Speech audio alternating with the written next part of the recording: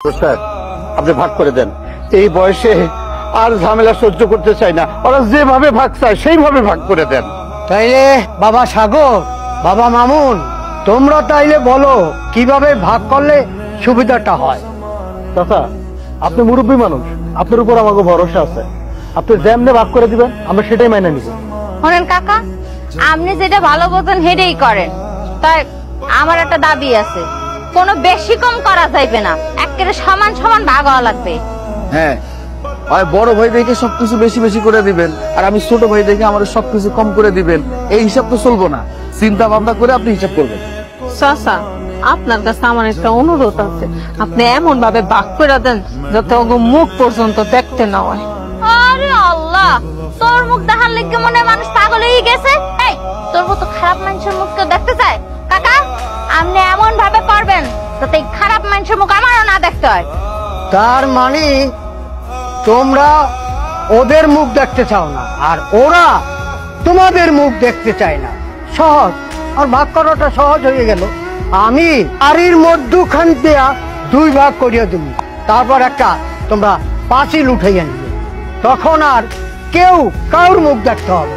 আচ্ছা ঠিক আছে চাচা, আপনি যেটা কইছেন ওইটাই। আপনি থাইকা সমান ভাগে ভাগ করবেন, তারপর আমরা একটা বেড়া দিয়ে দেবো। আচ্ছা আমি এইবার বলি, জমি জমা বাড়িঘর সবকিছুর ভাগ আমি করলাম, কিন্তু তোমাদের মা বাবার ভাগ কিভাবে করবো বলো তো? শোনেন কাকা, এসব উৎকোচ ঝামেলা আমি লইতে পারবো না।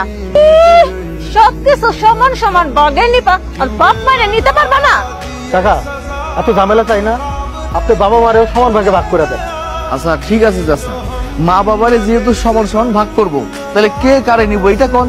সাগর, তাহলে তুমি মায়েরে নাও, আর মামুন তুই বাপেরে নাও। তোমাদের কোনো অসুবিধা আছে? না কাকা, আপনি যা বলছেন তাই, আপনার কথা মাইনা নিলাম।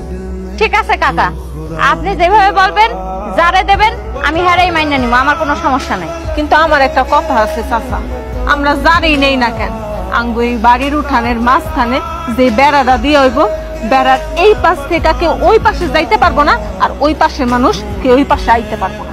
এটা আপনি সাফ সাফ কইয়া দিয়াছেন। ছোট বৌমা, এটা তুমি কেমন কথা কইলা? হ্যাঁ মা, কেউ কারো লগে দেখা করতে পারবো না, ওই পারে মানুষ এই পারে আইতে পারবো না, এই পারে মানুষ ওই পারে যেতে পারবো না। তার মানে আমরা দুইজনের দেখতে পারবো না? হ্যাঁ? আমার সন্তানদের দেখতে পারবো না? না, দেখতে পারবো না। আর আম্মা আপনার লোকে দেখাও করতে পারবে না, কথাও বলতে পারবেন না।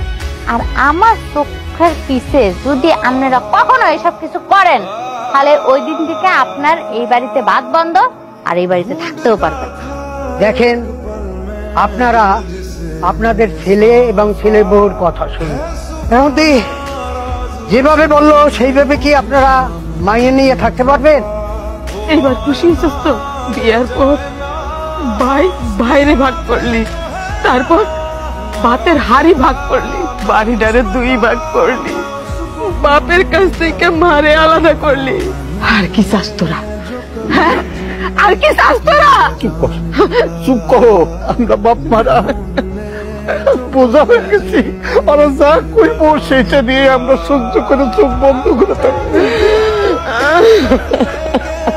সব ঝামেলা শেষ, কালকে আমি নিজে আইসা 2 ভাগে সমান ভাগ করে দিব, আপনারা যার যার বেড়া দিয়ে দেবেন।